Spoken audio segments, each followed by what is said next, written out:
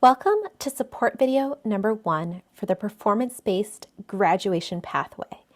This video will explain how the performance-based graduation pathway task models and checklists can be used by educators and students to design personalized learning experiences that meet the requirements needed to complete the pathway. It is intended to be a summary of the more complete materials which are available on the State Board of Education's website. We recognize that there is a lot of text in these videos and invite you to pause to view the different parts at your own pace. To start, the goal of the performance-based graduation pathway is to enable students to demonstrate readiness for graduation by designing and completing a learning experience that relates to their own interests. There are 3 different pathway options: one for ELA, one for math, and one that combines both ELA and math. How can we be sure that each student will design a learning experience that lets them demonstrate the academic skills identified by the focus standards? This is where the task models come in. Task models outline the required components that must be included in each student's work, regardless of how they design their learning experience. The task models are designed to help educators and students understand what elements need to be included in a student's learning experience and final submission in order to ensure that the student's work will demonstrate proficiency in all of the focus standards. They also provide examples of what the student projects could look like and checklists that students can use to keep track of their progress. There are 3 task models: one for ELA, one for math, and one combined task model that explains what a student project could look like if the student were trying to complete both subjects, meeting their math and ELA pathway requirements with just one project. Let's look at this example from the ELA task model. In the first box, we see that the focus standard identified is reading key ideas and details. It is followed by 2 indicators, which are part of that focus standard. In the second box, a checklist identifies what the student needs to produce for the teacher to be able to evaluate whether they can perform each of the indicators. Educators can use the checklist with students to help them ensure that they have met all of the requirements and shown evidence of the standards. So in this example, the student needs to annotate a text in a way that will demonstrate each of these reading skills and produce an analysis which demonstrates interpretation skills. The student and their teacher together will decide which text the student reads to inform their learning and will decide whether this analysis is part of a final product or will be turned in separately.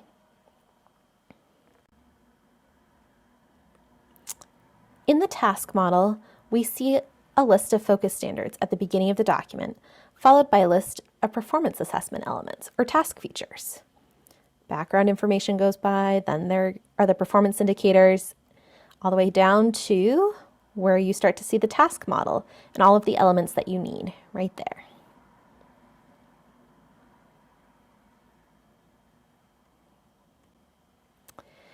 It's important to recognize that each of these performance assessment elements, like the ones you see here, are aligned to the performance indicators, which in the math task model are listed in parentheses at the end of the description for each component.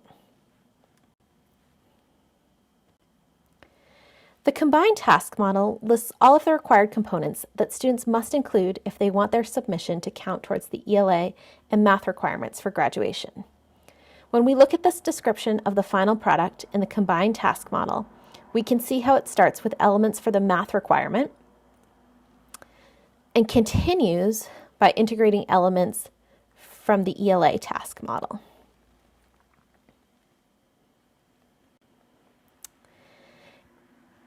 In order to design a learning experience for the combined math and ELA option, students and teachers should first build in components that will allow the student to produce the items outlined in the mathematics task model. After ensuring that the proposed learning experience will allow the students to produce these items, the educator and student should work together to ensure that the student will also be able to produce the ELA components, which are listed beneath the math ones. Finally, the student must produce a final product, either oral or written, in any genre that conveys their problem-solving journey and the results of their calculations. This final product must use tone and transitions effectively to communicate to the reader or audience. Both the ELA and math pathways provide opportunity for students to select standards to focus on. In math, educators will need to help students design a task that can produce evidence that they have met 5 of the 8 mathematical practices. In addition, students will choose 2 high school level mathematics standards from at least 2 conceptual categories, for a total of at least 4 standards from the conceptual categories. For this pathway option, conceptual categories are limited to number and quantity, algebra, functions, geometry, and statistics and probability. In ELA, educators will need to help students design a task that can produce evidence that they have met 5 of the ELA focus standards. In addition to these, the student will need to decide if their final submission will be designed to meet a speaking and listening standard or writing standard. As an educator who is guiding a student and helping them design their project, you will want to help students select standards that are clearly applicable and relevant to the learning experience. In each of the task models, you will find descriptions of what a student project could look like. We will look at 3 hypothetical examples right now: a business plan or career exploration, a creative endeavor, and an argument, civic action, or research project. For example, here is a description of what a project might look like if a student wants to do a creative endeavor for the ELA pathway option. In this case, the student is passionate about a form of creative writing, for example, poetry or sports writing. So they seek out exemplars of that type of text to read. Once their reading is complete, they produce these items. First, a text analysis of the exemplars are pieces of critical writing that discusses the central ideas of each. The student should include an annotated copy of at least one text. Next, an annotated bibliography explaining how they searched for and selected sources. And finally, a piece or pieces of writing or oral work in that genre that they are passionate about. If this project is done relatively early in the year, this work could also be submitted in national contests, such as the Scholastic Art and Writing Awards. Alternatively, the student may find some other way to publish or share their creative work. Or here's a description of what a project might look like if a student wants to do a business plan for the math pathway. In this situation, the student has a vision of a business that they would like to create or design after leaving high school. For example, a beauty salon. They articulate some mathematical problems that they will need to solve as a business owner, such as setting the prices for services, the rates for paying staff, costs for products sold, in such a way that the business can yield a profit. Then they must produce these items: a product that expresses their learning in some way to an audience of their choice. So this could be a business plan, a website, a brochure. The product should document their process as well as the end result of their reasoning, calculations, and recommendations or solutions. This should include key elements such as diagrams, two-way tables, graphs, flowcharts, and any formulas that identify important quantities or map relationships. They should also provide a description of the problem-solving process, including all of the necessary calculations and reasoning needed to assess the completion of this mathematics pathway option. Finally, they should produce a reflection on how they've demonstrated at least 5 of the mathematical practices identified in this pathway. Here's another example. This is a description of what a project might look like if a student wants to do a civic action project for the combined pathway option. In this case, the student is passionate about a school, local, tribal, state, national, or international issue. They seek out resources to deepen their understanding of this issue. They also identify mathematical questions or problems that need to be solved in order to understand the issue or propose solutions. After their research and calculations are complete, they should produce these items.